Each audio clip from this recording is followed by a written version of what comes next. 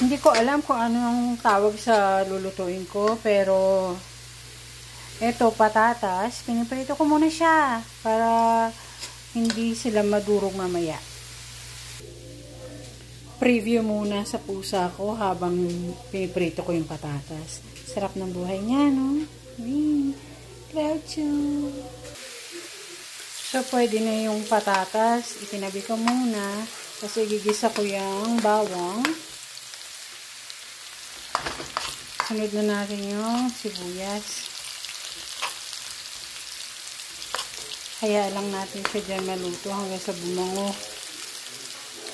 Okay na po yan. Lagay na po natin yung ground beef. Tapos yan nga po habang pinapaluto natin sa mantika, ilalagyan ko po siya nitong Maggi seasoning.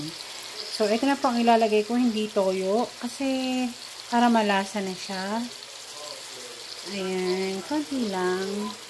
Ayan po. Tapos, ayun nga po, habang niluluto ko yung bawang sibuyas at saka yung ground beef, habang tinitimplahan ko siya, napiprito pa rin yung patatas kasi nilagay ko lang siya sa gilid. So, ayan po.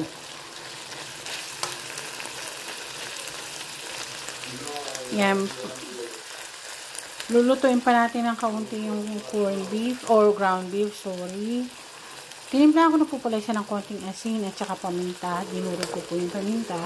Tapos, lalagyan siya mamaya ng laurel. Hindi ko na siya lalagyan ng tubig kasi luto na yung patatas eh. Binabasagan ko siya ng isang itlog. Ano rin, parang pandagdag na din. Ayun, manasamang shell. Ayan. Palasa yan. Yan. Tapos, hayaan ko lang siya dyan. Hanggang sa maluto siya, tapos halo ko ulit. Isasama ko na po yung laurel. Ito yung laurel ko. Yan. Para mas malasa siya. Yan po. Hintay lang po tayo ng konti. Luto na po yan. Eto, tapos na po siya. Pero, nilagay ko po siya sa strainer kasi napunan nyo na madami siyang mantika, diba? So, nagmantika yung ground beef nung niluluto ko siya. Kaya, naka-strainer po yan. Para yung oil niya masala.